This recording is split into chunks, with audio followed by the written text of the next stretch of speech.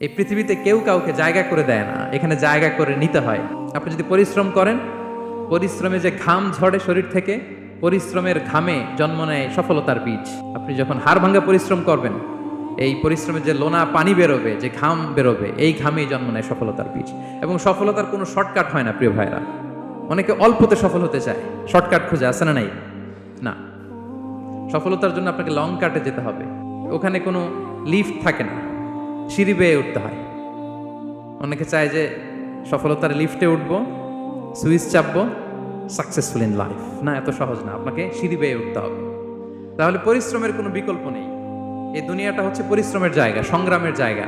আপনি সফল হতে হলে আপনাকে পরিশ্রম করতে হবে, করতেই হবে। আর পরিশ্রমে কোনো লজ্জা নেই।